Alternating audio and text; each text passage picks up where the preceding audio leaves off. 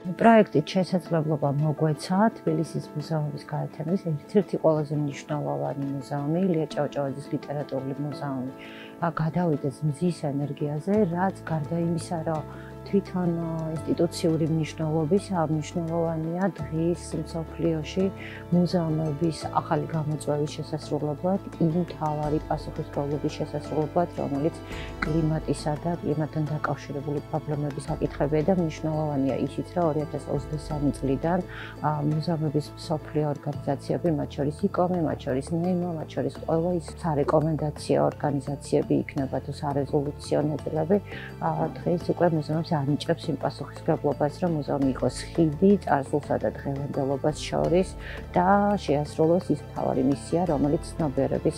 ამაღლებასაც გულისხმობს და იმ გამოწვევებსაც პასუხობდეს, რომელიც დედამიწის გარშემო დგას. თბილისის მუზეუმების გაერთიანების ეს უმნიშვნელოვანესი ინიციატივა და პროექტი ნამდვილად უპრეცედენტოა ქვეყნის სამუზეუმო სფეროს განვითარების ისტორიაში. თბილისის მუზეუმების გაერთიანება ყოველთვის გამოირჩევა და ბოლო წლებში განსაკუთრებით თავისი აქტიურობით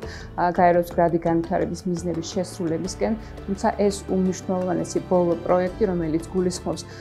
ბუნებრივი ენერგიის გამოყენებას ხელოვნური ენერგიის შემცირებით და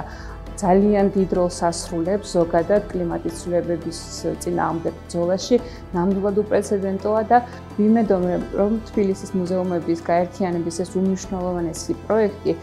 სტიმული და ასევე მისაბაძი გახდება არა მხოლოდ ქვეყნის საქართველოს მუზეუმებისათვის, არამედ მსოფლიოს სხვა მუზეუმებისთვისაც.